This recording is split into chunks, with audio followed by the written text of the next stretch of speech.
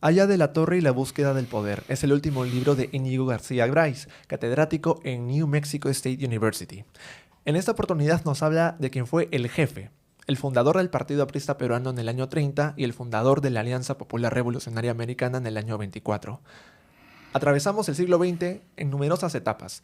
Aya de la Torre revolucionario, a veces coqueteando con la Internacional Comunista, en otras oportunidades no, la ruptura con Mariátegui y posteriormente la persecución con los militares, el proyecto internacional que luego se vuelve nacional y posteriormente un proyecto pensado en Sudamérica bajo la premisa de Alan García con UNASUR en su segundo gobierno y la etapa final del jefe, es decir, su vida en Perú y su posterior muerte en la casa de Ate.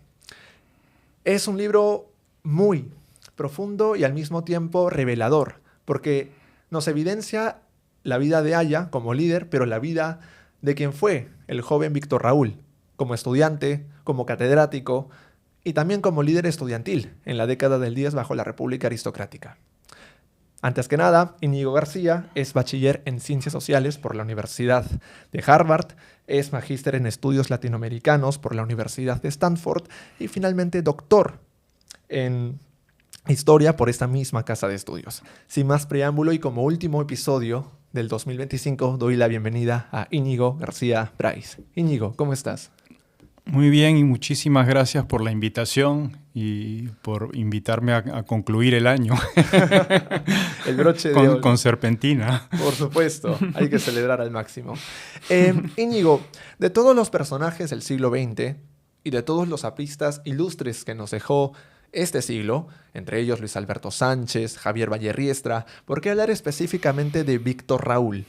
Bueno, a mí me interesaba mucho la construcción del partido y el hecho de que el APRA fuese un partido tan sólido en un continente de partidos efímeros, que haya durado tanto, que haya tenido esa solidez como partido. Entonces, muchas veces me atrajo esa idea y estuve indagando, buscando cuáles eran las razones y siempre todo me llevaba a Aya, a la figura de Aya como alguien que tuvo un rol muy importante en la construcción del partido. De alguna manera u otra supo darle esa continuidad, esa longevidad al partido. Claro, hubo no solamente él, muchas otras personas.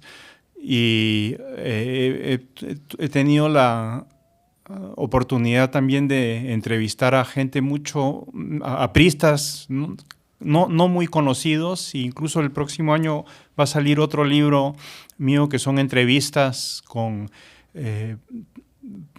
apristas militantes en el partido que no son nombres que suenan. Entonces creo que ese es el contrapeso. Está Aya, pero también hay que darle importancia a la militancia y a las personas que hicieron tantos sacrificios para sacar adelante al partido. Muchos ven a Aya de la Torre como un líder histórico del pensamiento latinoamericano, generalmente de la socialdemocracia, la centroizquierda, pero muy pocos conocen la faceta personal. En este libro, ¿qué facetas de su vida podemos dar a conocer? Bueno, traté de resaltar varias dentro de lo que se podía en un libro de esta longitud. En realidad, para escribir la vida de Aya habría que hacer varios tomos y hay apristas que lo han hecho, entonces hay detalles también.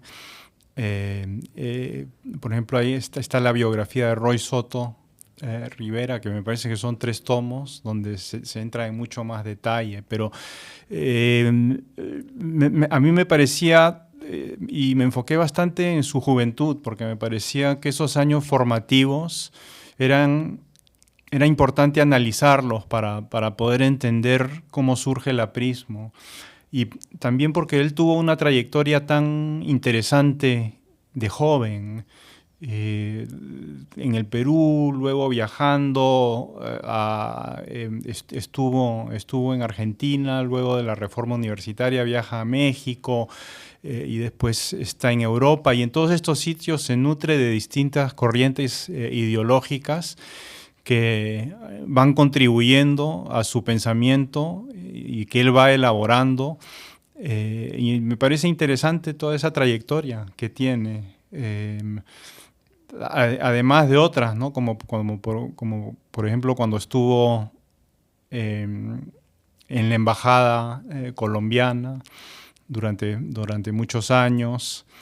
Luego la última década de su vida en que recibía a gente en la Casa del Pueblo, iba todos los días aparentemente a la Casa del Pueblo y ahí recibía a la gente que lo admiraba y que lo seguía. Y tenía su guardia dorada, tengo entendido, Sí, también. sí. Y un grupo de jóvenes en los que perteneció finalmente Alan García o incluso Víctor Polay Campos, tengo entendido. Sí. Lo de la Guardia Dorada es interesante porque es un referente a la Revolución Mexicana. La Revolución Mexicana fue tan importante para Haya de la Torre y para el APRA. Y Pancho Villa tenía sus dorados. Y estoy casi seguro que de ahí es donde sale el nombre de los dorados. Así que hay una referencia a México. Sí, por supuesto. Ahora, antes de pasar a los primeros capítulos, quería hablar de la carátula. Aquí vemos a un Haya de la Torre dando un discurso y parece que es del año 62. Uh-huh. ¿A qué se debe la elección deliberada de esta figura de Haya?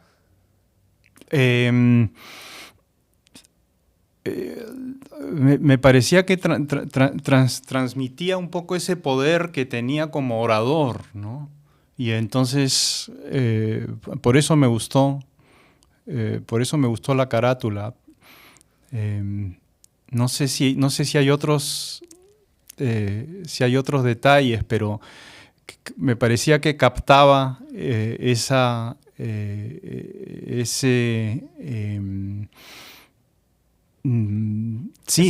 ímpetu, esa energía, esa exacto, visión. la energía que tiene como orador, y esa es una parte fundamental, ¿no? de quién era Haya de la Torre, porque era un gran orador, es parte de su grandeza como político. Sí, en efecto. Pasemos al primer capítulo, una revolución para exportar, forjando la revolución latinoamericana.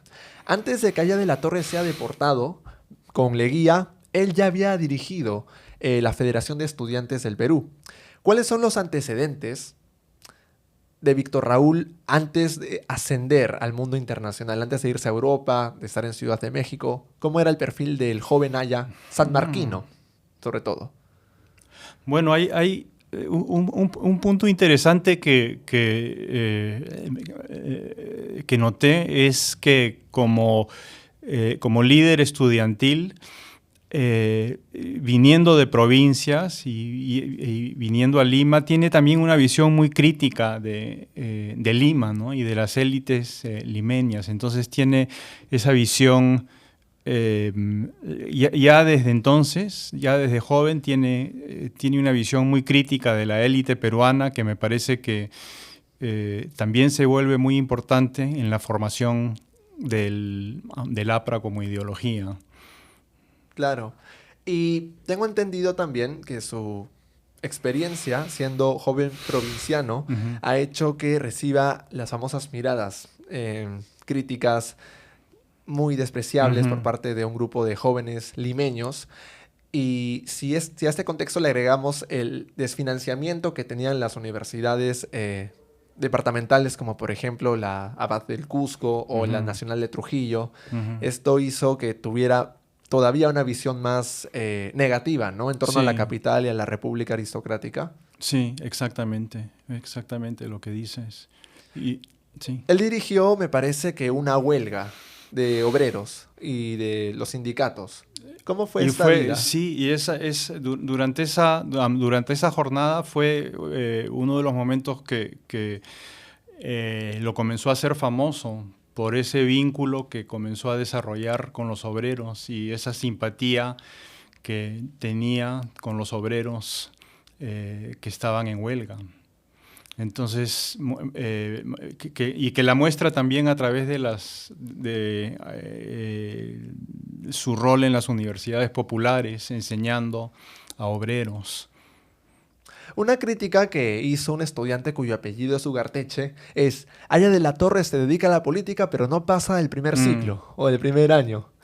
¿En qué medida es correcto decir que Aya de la Torre fue un eterno estudiante? Porque tiene varias etapas en la universidad relevantes para el país, pero para su carrera universitaria parece estar a veces sí, a veces no, incompleto, completo. ¿Cómo es esta vida? Parece que la pasión por la política lo ganaba, ¿no? Entonces, en ese sentido lo vemos en estos momentos políticos. Pero si fue un eterno, bueno, no sé si eterno, pero sí siguió estudiando en Europa, porque estudió en Inglaterra, en el London School of Economics y en la Universidad de Oxford. Y al mismo tiempo ahí se van generando las ideas formativas del APRA, así que supongo que se puede decir que seguía siendo estudiante y político al mismo tiempo.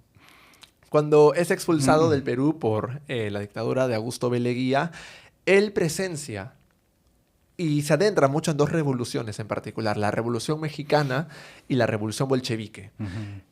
Él finalmente tiene contacto con ambos, ¿verdad? Sí. Es decir, conoce a los descendientes de Pancho Villa y también de quienes liberaron a México, pero también de Joseph Stalin y los principales miembros del Politburo, es decir, de la entonces creada reciente Unión Soviética. ¿Cómo fue la experiencia con ambos que finalmente edificaron la figura de la Alianza Popular Revolucionaria Americana? Bueno, la de México fue mucho más profunda porque estuvo trabajando allí con José Vasconcelos, que era el secretario de Cultura bajo el gobierno de Obregón en la Revolución Mexicana, y entonces tuvo mucho más contacto con lo que fue la Revolución Mexicana, porque estuvo varios meses allí en México y conoció también a muchos intelectuales, incluyendo intelectuales norteamericanos, porque México era un lugar muy cosmopolita, entonces conoció ahí a mucha gente yo sostengo que las ideas de la Revolución Mexicana están mucho más presentes en el aprismo que la bolchevique. En la bolchevique fue un poquito más superficial el contacto. Tuvo contacto con Lunacharsky, que era uno de los funcionarios, altos funcionarios de la Unión Soviética, pero el contacto no fue tan profundo como con los de la Revolución Mexicana. Y que yo sepa, también habría algunos obstáculos de idioma, porque ahora que me lo pongo a pensar, no recuerdo bien, pero me parece que no hablaba ruso como para participar de esa manera tan completa, ¿no? Tengo entendido que él incluso se encontró con los principales impulsores de la reforma universitaria de Argentina, la reforma cordobesa. Incluso un autor o un biógrafo dice que él se encontró con el entonces presidente Hipólito. Sí, eso lo he visto, sí. Entonces, no he podido confirmarlo, pero sí está ese dato. Entonces, el contacto es casi universal, ¿no? Con los principales países de América Latina, por un lado, y por la incipiente Europa. Por ejemplo, él va a Alemania justo en el surgimiento y en el auge del partido nazi. Correcto, sí. Él menciona también que si algo aprendió de la revolución bolchevique es que tenía la necesidad de crear un cuerpo armado, no sé si leninista, pero con ese carácter como el Ejército Rojo. Entonces, algo adicional aprendió de la revolución bolchevique a pesar de no hablar ruso. Eso sí. Y incluso en una de sus cartas se refiere al APRA como un ejército rojo. Hay esa referencia en alguna de sus cartas tempranas para América Latina. Así que hay esa referencia directa a los bolcheviques, sí. ¿Cómo así Haya de la Torre, después de estas vivencias, decide fundar el APRA en el año 1924? Me parece que la tesis más aceptada es que la fundó en Ciudad de México, pero usted menciona que ya habían filiales en Francia, por ejemplo, y en otros países, incluido Chile, donde estaba Luis Alberto Sánchez, Sí. y en otras regiones, ¿no? Incluso se formó un centro de estudios antiimperialistas. ¿Cómo fue el Bueno, momento? yo sostengo que la fecha es equivocada, pero no solo, hay otros investigadores que también han dicho lo mismo. Yo no soy el primero, pero sí me parece lógica, sí me parece que tiene lógica, porque en el 24 que él recién llega a México, y es estudiante, todavía presidente de la Federación de Estudiantes del Perú, y es recibido ahí en México. Todavía no ha formulado las ideas que se convierten en aprismo. Es casi imposible. Solamente había estado en el Perú y todavía no se nutre de... todavía no ha ido a Rusia, ¿no? Todavía no ha absorbido o está en el proceso de absorber un poco lo que es la Revolución Mexicana. No ha tenido el contacto con el Partido Laborista inglés, que fue importante, ese contacto con el Partido Laborista inglés. También conoció a líderes del Kuomintang chino cuando estuvo en Europa, en París. Entonces, si mi teoría es cierta, y es que para entender el APRA tenemos que entender cómo se forme, cómo se nutre de todas estas vertientes, es imposible que se haya fundado en el 24, porque todavía no se había dado este proceso intelectual. Y entonces a mí me parece mucho más relevante pensar en el APRA cuando surge la primera célula aprista, que es en París en 1926, y hasta donde yo pueda ver en las fuentes que he visto, la primera referencia al APRA es en el 26, en el artículo que escribe en el Labor Monthly, ese es un artículo muy famoso, What is the APRA? ¿Qué es el APRA? Ahí se menciona el APRA por primera vez. Entonces, supongo que ahí tengo una discrepancia con los apristas, y me parece que se ha tomado a México un poco de manera un poco mítica. Me parece que esa es una versión un poco mítica de la fundación del APRA, vinculándolo con México por la importancia que tuvo México. Ahora, en esta famosa revista Labor Monthly, él menciona los 5 puntos del APRA. La solidaridad con los oprimidos, la nacionalización de las tierras y las principales productoras, la internacionalización del Canal de Panamá, y bueno, también están las 2 primeras. ¿Por qué, a pesar de estos esfuerzos de sonar mítico, revolucionario, anti-establishment, la Internacional Comunista no lo ve con buenos ojos? Bueno, lo ve como una competencia, como una competencia latinoamericana, porque la Internacional Comunista estaba tratando de tener influencia en Latinoamérica. Los rusos no conocían mucho Latinoamérica, y entonces tenían una visión un poco superficial de Latinoamérica. Y ven al APRA como competencia. Aquí nos adentramos a la década del 30. Sí. Cae Augusto B. Leguía por el golpe de Estado iniciado por Luis Miguel Sánchez Cerro. Se dan elecciones por primera vez y Haya de la Torre se muestra ambivalente porque pensó en financiar un golpe de Estado en el año 28, el Plan México, que al final fracasó. ¿Cómo se entiende esta ambivalencia de Haya de la Torre? A veces ir por la vía subversiva, otras veces por la vía electoral. ¿Por qué en el año 31 finalmente decide ir por la vía electoral, después de haber probado un poco la subversiva? Me parece que la respuesta está en el pragmatismo de Aya, de tratar de llegar al poder de la manera más práctica, digamos.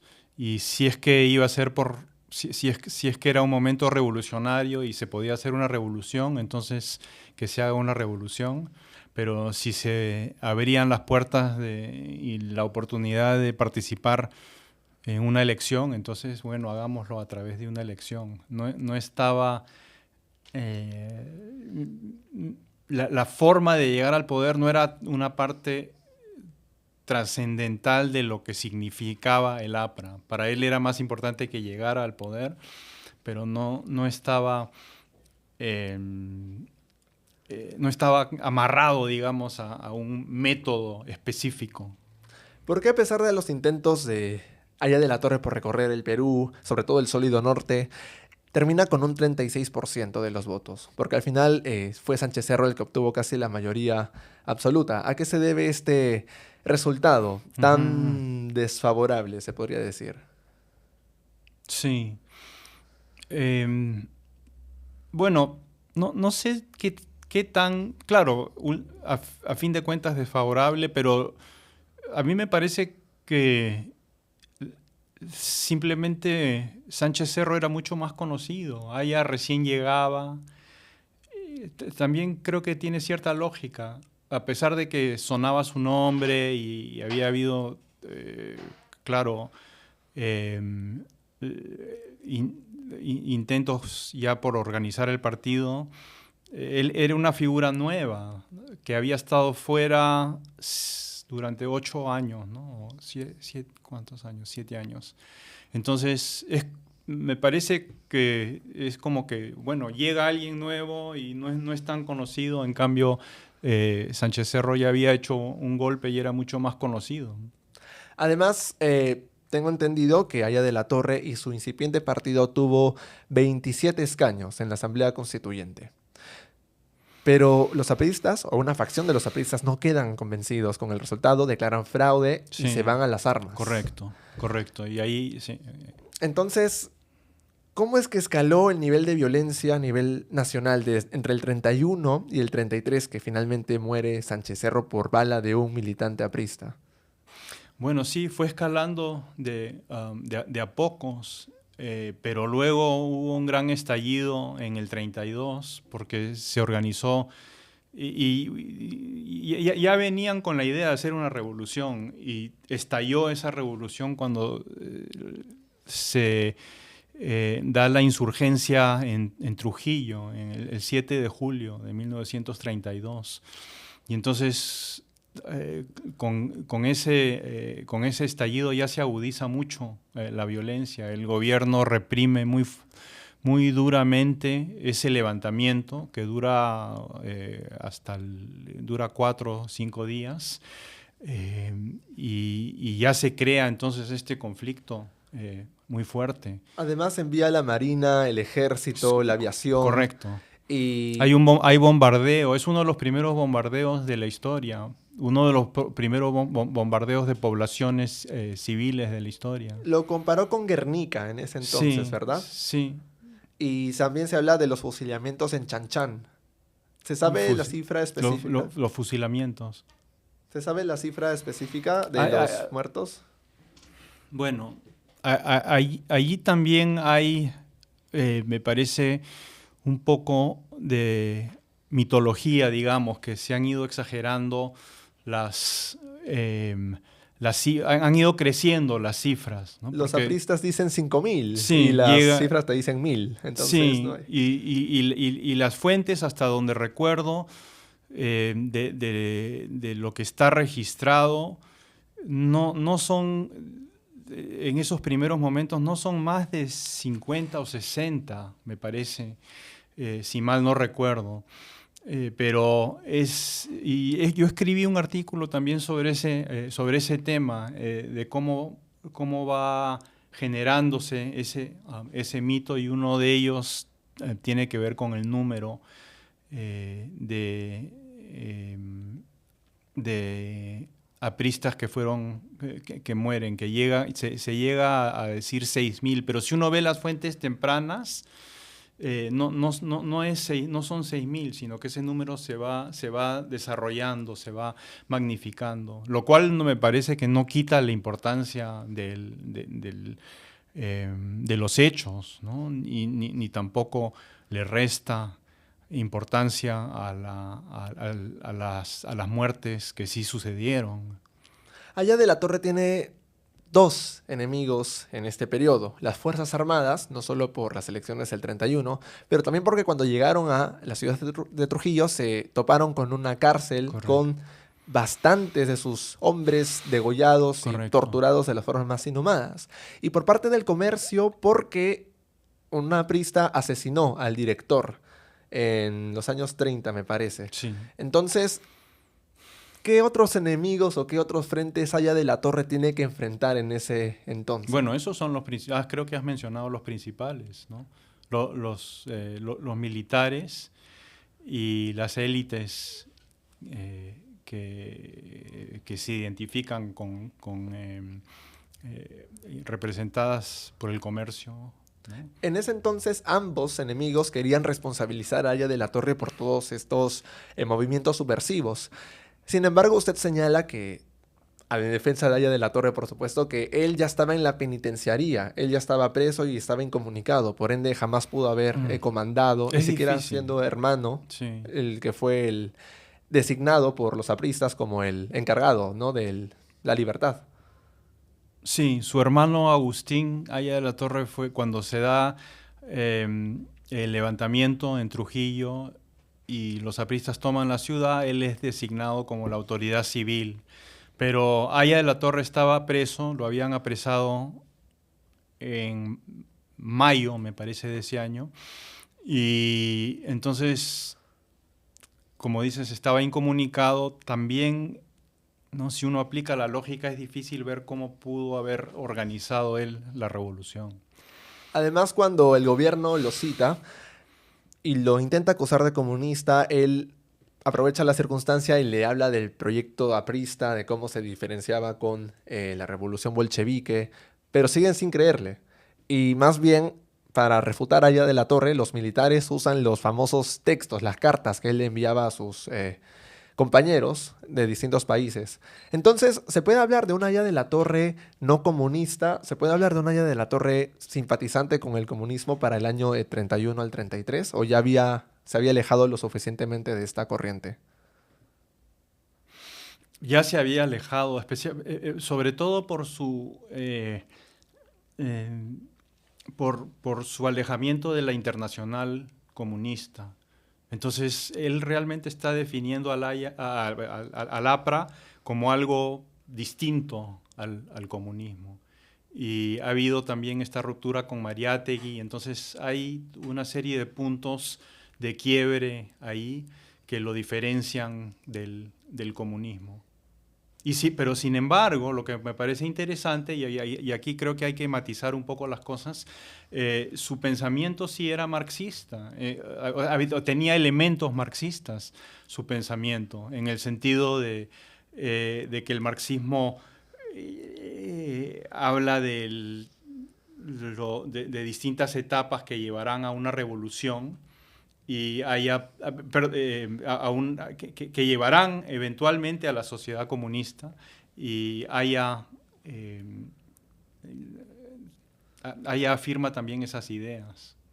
Hablemos desde la muerte de Luis Miguel Sánchez Cerro, el ascenso de Óscar R. Benavides y la nulidad de las elecciones del 36. Aya de la Torre apoya a la candidatura de Luis Eguiguren, sí, pero es cancelada la elección y se posterga hasta 3 años después. Sí. Es decir, Óscar R. Benavides se queda 6 años y Aya de la Torre vuelve a pensar en la vía armada. ¿En qué sentido? No sé si él directamente, pero un aprista estuvo en el intento del coronel Jiménez, tengo entendido, en el año 39, para derrocar a Óscar R. Benavides, que se encontraba en un evento naval. Pero fracasa este intento. Y finalmente Óscar R. Benavides convoca elecciones donde es electo Manuel Prado. Aya de la Torre vuelve nuevamente a la vía revolucionaria, subversiva, para ir al poder. Bueno, creo que es difícil saber exactamente qué estaba pensando. Me- si se hubiese dado, me parece que él hubiese aceptado esa vía si es que funcionaba y hubiese subido al poder de esa manera. Pero la verdad que creo que es difícil especular exactamente qué cosa pensaba en ese momento sobre la vía revolucionaria. Después de los caóticos años 30, el APRA y Allá de la Torre se intentan moderar o intentan buscar algún consenso en el gobierno de Manuel Prado Ugarteche, del 39 al 45. ¿A qué se debe esta pax armada, si se podría decir, entre ambos enemigos históricos? Y incluso antes, ya en los años 40, en el 42, el partido se cambia de nombre y en lugar de APRA, porque APRA es Alianza Popular Revolucionaria Americana, se denomina el Partido del Pueblo, ¿no? Entonces también es un poco moderar la imagen, porque claro, el Partido del Pueblo ya no tiene esa referencia a la revolución. Y la Constitución del 33 prohibía partidos internacionales, tengo entendido. Exactamente, sí. Y era parte del intento de alejarse de esa identidad internacional. También tuvo algo que ver el factor de la Segunda Guerra Mundial para intentar moderarse, porque todos se alían contra los fascistas al final. Sí, ciertamente había un antifascismo de parte de Allá de la Torre. Y creo que la relación con los Estados Unidos también funciona ahí curiosamente como elemento moderador, porque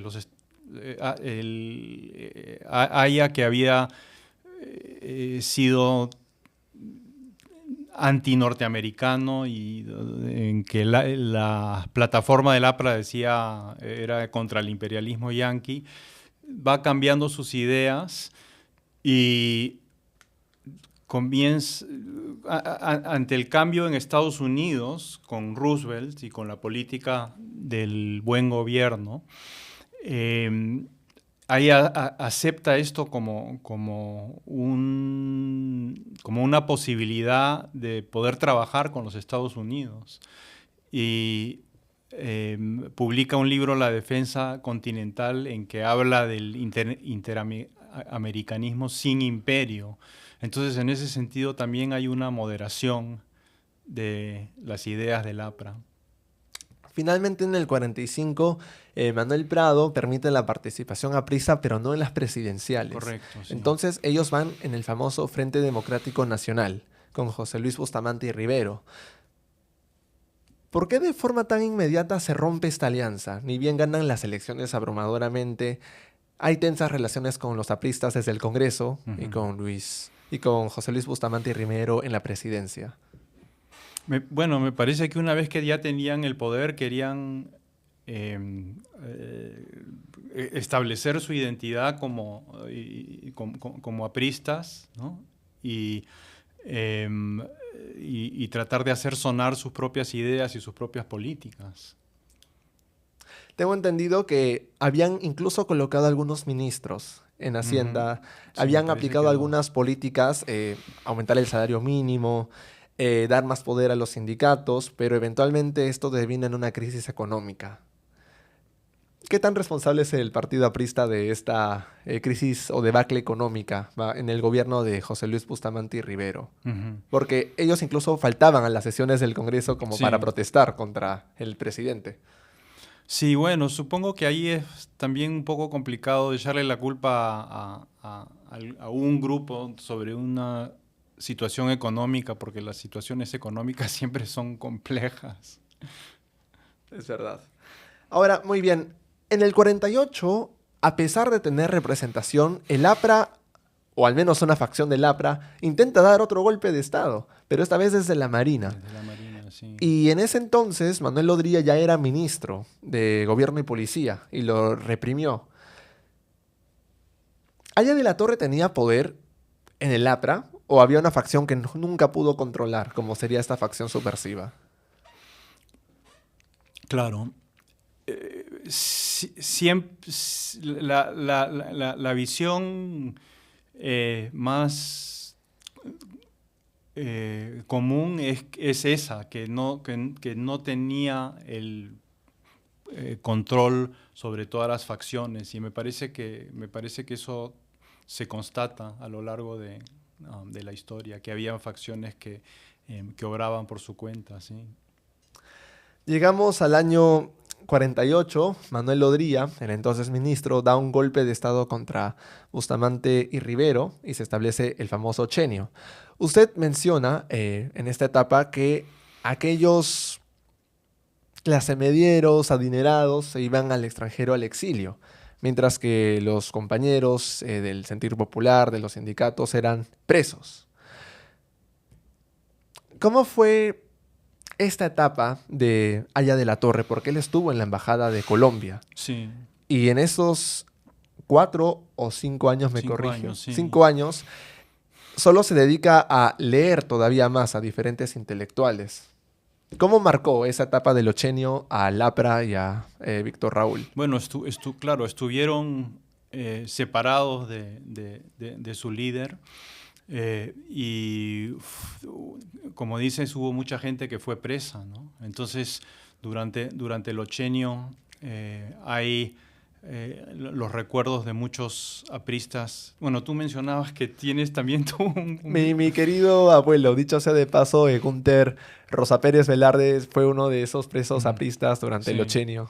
Entonces creo que eso marcó bastante bastante la identidad aprista, porque fue muy fuerte la persecución durante el Ochenio. Y como dices, sí, Aya estuvo un poco, estuvo alejado, ¿no?, de todo esto por haber estado dentro de la embajada colombiana. Es cierto que Odría había puesto tanques alrededor de la Embajada de Colombia y este caso llegó hasta la Corte de la Haya. Correcto, sí.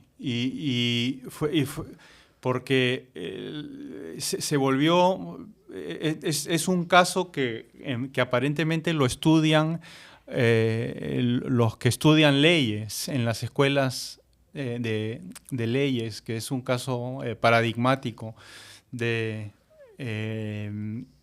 por lo que sucedió. Si es que debería tener él la salida a Colombia, o si podía estar encerrado ahí en la embajada, ¿no? Llegó hasta la Corte de la Haya y parece que se sigue estudiando ese caso. Creo que esta experiencia hizo que los asambleístas del APRA en el 78 pusieran como derecho constitucional que le den viaductos, que den pasaportes a todos los ciudadanos. ¿No es así? A ese Me punto parece marcó. que sí, Claro. tienes razón. Ahora, Manuel Odría intenta hacer obra social como para calmar la ansia revolucionaria. Ya sabemos las grandes unidades escolares, el Hospital del Obrero, que ahora es Arzobispo Loaiza. En este periodo el APRA pierde seguidores porque si a este factor le combinamos los famosos 30 años de aprismo, Aya de la Torre, además de moderarse, traiciona a este sector subversivo de su partido porque lo llama, se derechizaron, se aliaron con la oligarquía. ¿Cómo fue esta lenta ruptura de sus militantes por factores del gobierno y factores también coyunturales? Bueno, creo que en parte también lo vemos con el fortalecimiento de la izquierda y la migración de apristas a partidos de izquierda. Incluso el APRA rebelde, por ejemplo, que luego se convierte en partido de izquierda. Luis de la Puente Sí, Uceda, por sí, ejemplo. y que luego va a las guerrillas, ¿no? Entonces, ahí hay una separación, un conflicto que creo que también comienza a marcar la identidad del APRA, y que también, claro, el hecho de que haya luego tenido la convivencia, ¿no? Me parece que es algo que también enajena a muchos y hace que pierda seguidores. Esta idea de que se está, como dices, derechizando el partido.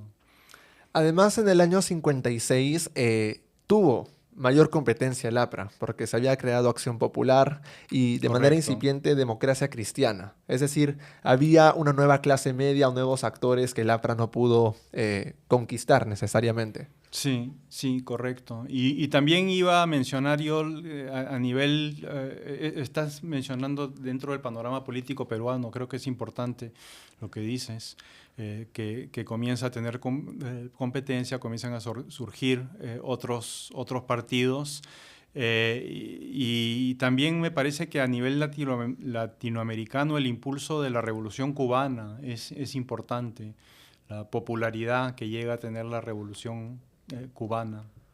Marco Aurelio de Negri, en su programa La función de la palabra, mencionó una anécdota en la década del 40, cuando en el comité cercano de Aya de la Torre le preguntaron para aliarse con Prado. Y él dijo, yo antes muerto, aquí renuncio, y todos lo querían calmar. Oye, Aya, solo fue una propuesta. Pero en el 56 está convencido y apoya a Manuel Prado nuevamente. Uh-huh. ¿A qué se debe esta elección deliberada de apoyar a Prado, la oligarquía? De Aya de la Torre, ¿te refieres? Sí, Aya de la Torre apoyando a Prado en su segundo gobierno. Sí. Ahí a lo único que puedo apelar es también un pragmatismo ya extremo, ¿no? De aliarse con los antiguos enemigos como una forma de abrirse campo para que eventualmente sea aceptado legalmente el APRA, que es lo que y eso termina sucediendo. Pero claro, se le ha criticado, creo que con razón, se le ha criticado mucho esa alianza. Lo digo porque en el 56 estaba Fernando Belaúnde con el Frente Nacional de Juventudes. Entonces el APRA pudo haber tendido con un frente un poco más civil, institucionalista, que también buscaba más o menos sus ideas, pero lo hizo con Prado Garteche. Sí, tienes razón. ¿Por qué no hubo este acercamiento con Belaúnde y Aya? Eso es algo que no he explorado, la relación de Aya con Belaúnde, no la he explorado en mucho detalle, pero sí se ve como un rival, ¿no? Entonces, me parece que en ese sentido es difícil imaginar que hayan dos figuras. Hubiese tenido una de ellas hubiese tenido que ceder, o Belaúnde o Aya, pero no imagino a las dos trabajando juntas. Hubo una foto de la época, Aya de la Torre almorzando, con quien sería Pedro Beltrán, sí. No sé si Manuel Odría, pero sus funcionarios más altos, y esa foto se llamó El Pacto o la Convivencia. ¿Nos podría comentar un poco más lo que significó esa foto o el contexto de esta foto?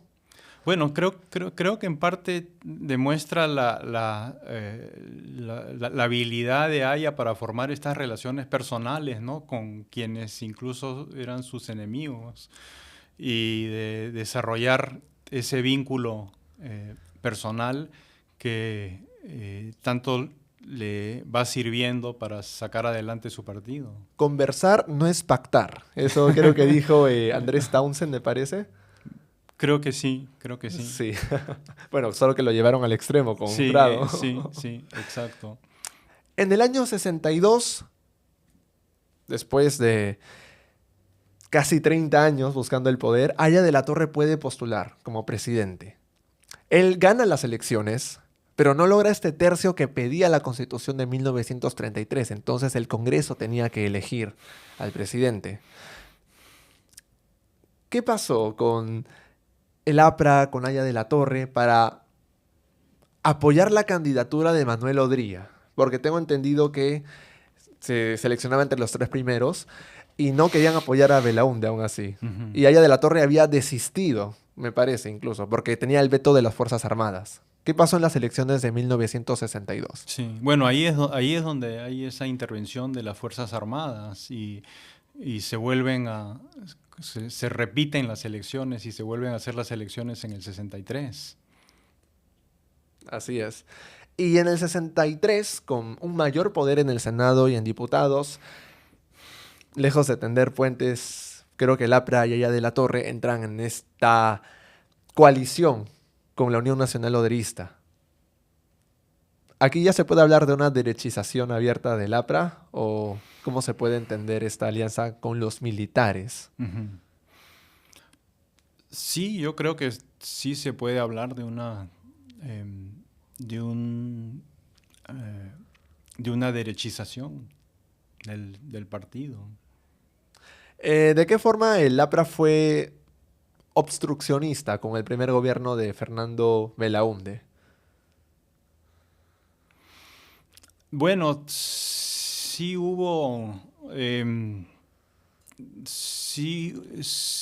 oposición, ¿no?, a muchas reformas, incluso a la idea de hacer una reforma agraria, que era un tema aprista, ¿no? Entonces, me parece que ahí también hay algo de, em, no sé, quién sabe, ¿no? Algo de soberbia, de querer ser los que hacen los cambios, los que hacen las reformas y no solamente los que la apoyan. Haya de la Torre, o mejor dicho el APRA, intentó hacer una alianza con Acción Popular finalmente en 1968, cuando veían que había una amenaza de golpe de Estado, querían llevar el gobierno por aguas tibias para que en el 69 se volviera a presentar Haya de la Torre. Pero viene el golpe de Juan Velasco Alvarado.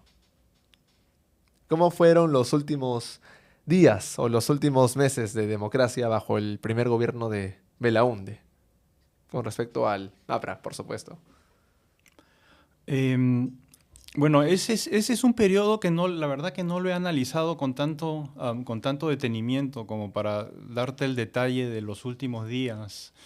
Em, sí, de los últimos días del APRA bajo Belaúnde.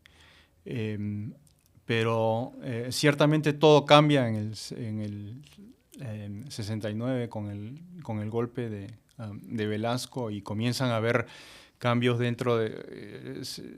ya se comienza a transformar el APRA porque sienten que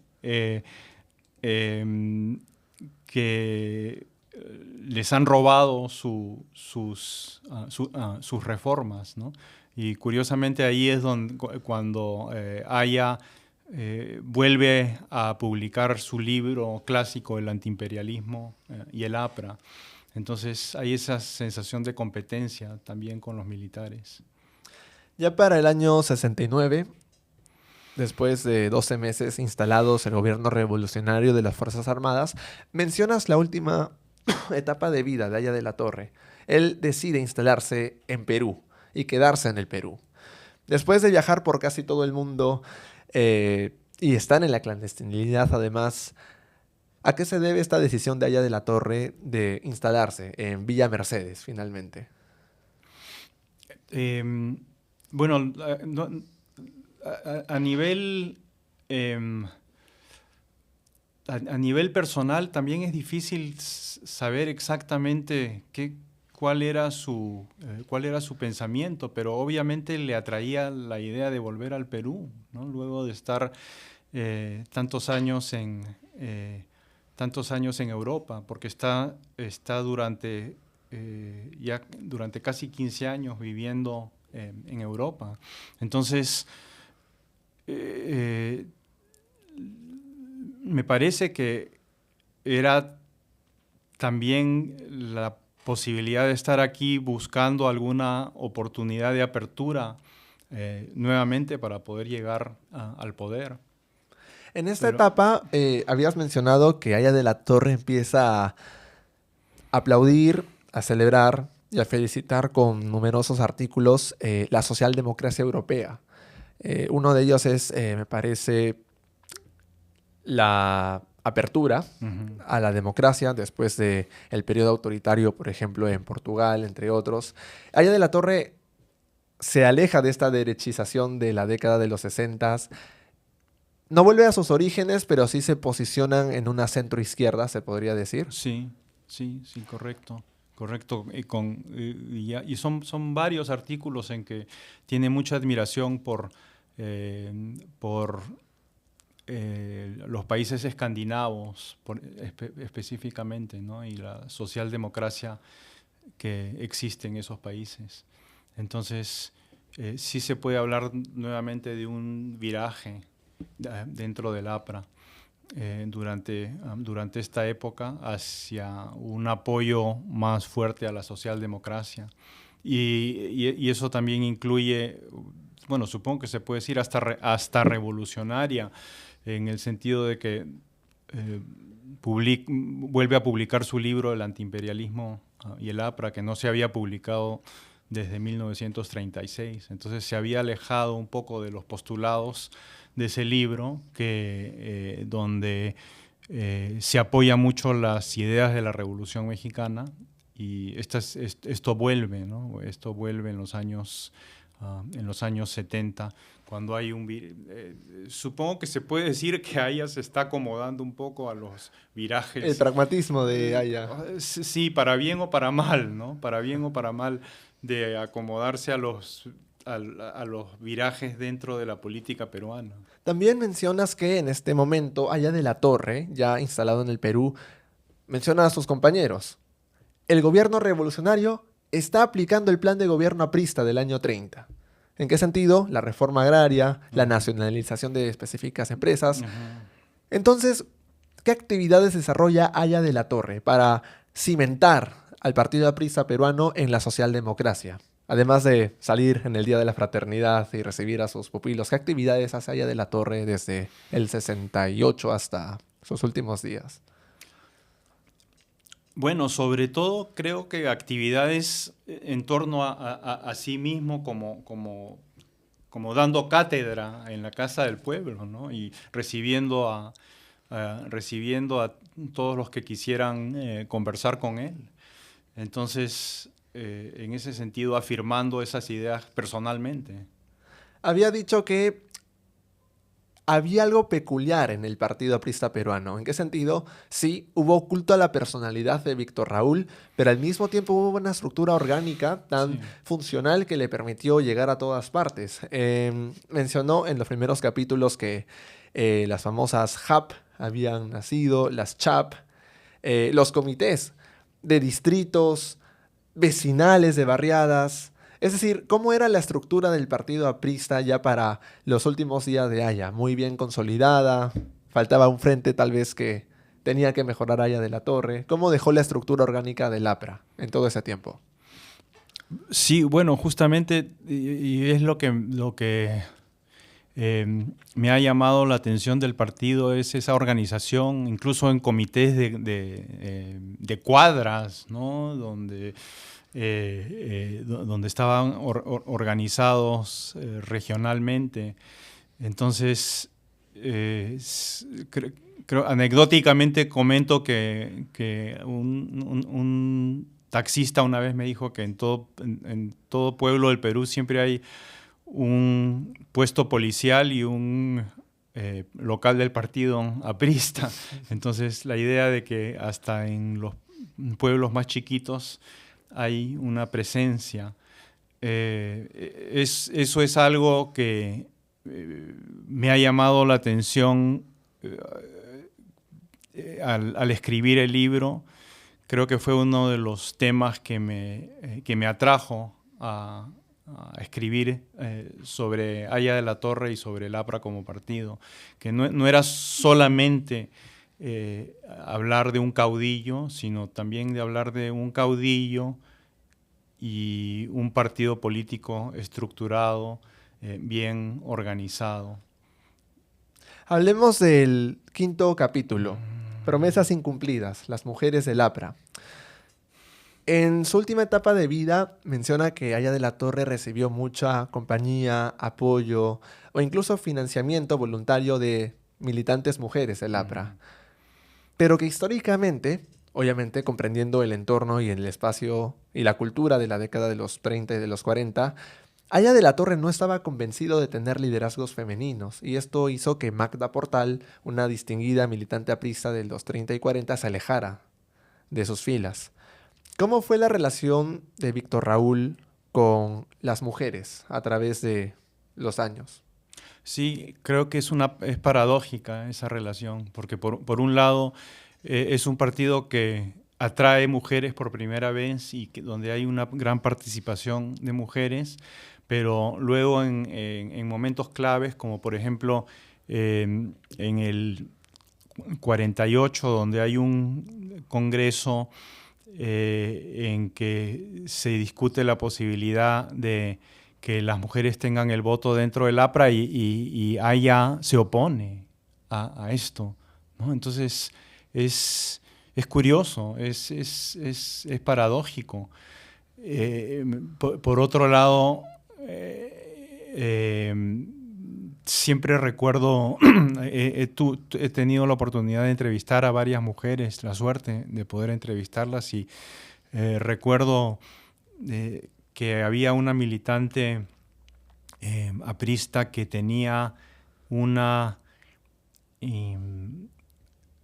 Consuelo Torres, era su nombre, es lo que recuerdo, y tenía un altar en su casa donde estaba la figura de Haya de la Torre. Entonces es una figura muy venerada por muchas mujeres, pero por otro lado también hay este otro lado, y tú mencionas a Magda Portal, que también creo que es un buen ejemplo de lo que estás diciendo, ¿no? Porque fue una mujer que llegó a tener mucho poder dentro del partido, pero al mismo tiempo se topa con un Haya que en ese momento, en ese entonces, no quiere darle el voto pleno a la mujer dentro del partido. Se podría decir que era un prejuicio de la época, algo de ser machista, o tal vez era la intransigencia de los otros líderes apristas en decirle todavía no a Haya. Sí, creo que puede ser una buena interpretación la que haces, que es parte de simplemente del machismo de la época, un reflejo del machismo de la época. Lo menciono porque en la Asamblea Constituyente del año 31, los 27 apristas elegidos no impulsan el voto femenino o el sufragio femenino. Y de hecho solo lo relegan a elecciones municipales que jamás se produjeron sino hasta el 63, con Fernando Belaúnde. Entonces, sí, ¿no había ni la voluntad política en los orígenes del APRA? Bueno, y ahí también hay algo curioso y hasta paradójico, porque habían distintas posturas con respecto al sufragio femenino, y Magda Portal, que era una mujer dentro del APRA, tenía también tenía también oposición al extenderle el sufragio femenino a la población en general, porque el argumento era que el voto de la mujer, si se abría el voto a la mujer, iba a ser un voto conservador, que la mujer iba a estar muy influida por la iglesia, por ejemplo, y entonces por eso hay esa oposición al voto femenino en los años 30, curiosamente, porque se piensa que si se le da el voto a la mujer va a ser un voto conservador. ¿A qué se debe que en la Asamblea Constituyente del 78, cuando Haya de la Torre es elegido como su máximo representante, finalmente el APRA haya dicho voto universal, mujer, varón, 18 años? Sí, bueno, me parece que ya era era hora, ¿no? Era reflejo ya de la época, habían cambiado mucho las cosas. Iba a ser rochoso no hacerlo Sí, todavía. sí. Entonces se puede entender la relación de la mujer y el APRA como compleja y Muy compleja. muy paulatina o muy lenta a través de los años. Sí, me parece que es compleja, es compleja. Y como te digo, voy a publicar un libro de entrevistas en que hay varias entrevistas con mujeres y es interesante escuchar su testimonio porque también son testimonios en que el partido les abre puertas de participación política que no existían antes. Lo menciono porque Alan García, en un tuit que hizo del 2016 o 2018, había mencionado: los apristas siempre apostamos por la ciudadanía y la plena participación de las mujeres, porque en el 87 pusimos a las primeras 2 ministras, porque lanzamos en el 95 a la primera candidatura presidencial a Mercedes Cabanillas, pero no menciona este lado, ¿no? De Aya de la Torre y los orígenes del APRA, ¿no? No sé si ambivalente o muy restrictivo con respecto a las mujeres. Sí, creo que si se va a contar esa historia hay que omitir esa ambivalencia que había en Haya. Pero sin embargo yo creo que sí se puede reconocer al APRA como un partido fundamental para el ingreso de la mujer a la política peruana, más allá de las ambivalencias. Hablemos de los últimos días de Aya de la Torre, o más específicamente las conclusiones post-Aya. Menciona que sí, en efecto, fue presidente de la Asamblea Constituyente del 78, pero ya empezaba a temblarle la mano, ya se sentía muy mal, incluso se fue a Houston, de los Houston, sí. de los Estados Unidos, y las principales personas que lo apoyaban eran mujeres, había mencionado. ¿Cómo fue esta última etapa antes de que él firme la Constitución del 79? Bueno, ya es un Haya muy debilitado, ¿no? Pero em, es curioso que es el primer momento en que Haya realmente tiene un puesto oficial, como presidente del Congreso Constituyente. Entonces, El primero y el último, había dicho. es la culminación, ¿no? De toda una vida buscando el poder, en que, bueno, finalmente llega al poder, supongo que de una manera no tal vez la que hubiese querido, pero sin embargo sí es el primer puesto oficial que ocupa. Y hay una foto que la tengo en el libro que también creo que es muy... Poderosa, cautivante. sí, en que lo están saludando, ¿no? Los edecanes Los militares que militares. resguardaban. Entonces eran los militares que se habían opuesto al APRA y ahora se le tiene que nombrar a él edecanes militares. ¿En qué momento la cúpula militar o las Fuerzas Armadas habían perdido esta noción de antiaprismo? Porque la última vez que lo vimos fue en la década de los 60. Sí. Bueno, hay toda una historia muy fuerte de antiaprismo y que se manifiesta en ceremonias que hacen los militares. Son unas romerías que hacen al cementerio de Lima para recordar a los caídos de la insurgencia de Trujillo. Y entonces es como una especie de recuerdo, ¿no? Es una reafirmación. Estas romerías son una reafirmación del antiaprismo, porque todos los años se dan y es un recuerdo de que los apristas son los enemigos y lo que estamos es recordando a los militares caídos. Bajo Morales Bermúdez se toma la decisión de ya no hacer las romerías. Entonces hay una decisión muy concreta me parece que es en el 76, de reducir entonces, supongo que se puede decir, el antiaprismo o de modificarlo, ¿no? Y de abrir un poco las puertas a la posibilidad de una relación más estrecha con el APRA. ¿Cómo reaccionó el Perú y la militancia aprista en el año 79, cuando finalmente Haya de la Torre fallece? Bueno, es multitudinario ¿no? el entierro, ¿no? Entonces hay la sensación de la pérdida de una figura importante. Es verdad que duró semanas enteras, las colas estaban repletas en la casa del pueblo. Lo digo porque Sí, también mi madre y mis tíos fueron sí. allí por mi abuelo, claro está. Sí, claro, claro. Es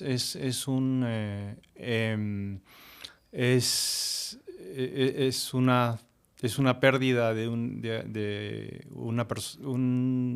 político que ha estado presente durante décadas y que ha definido la política peruana durante décadas.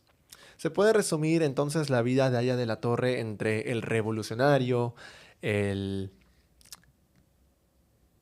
confrontacional, al moderado, al pragmático, un poco al institucionalista para pasar finalmente a su etapa última, el venerado, el aplaudido. Esas serían las tres etapas de Haya de la Torre. Sí, Repítemelas. sí, la primera etapa había dicho que era el El revolucionario, revolucionario. el que mostraba ímpetu, el que quería hacer las grandes transformaciones Ujú, en cortos periodos. La segunda etapa, que sería la moderación, ujú. bajo los 30 años de aprismo, y también la praxis que él usa para acomodarse con todos. Y la tercera etapa sería ya el avalado por la ciudadanía, el respetado. Sí, bueno, yo creo que ese respeto ya estaba antes en distintas etapas, ¿no? Tal vez la tercera, un haya más maduro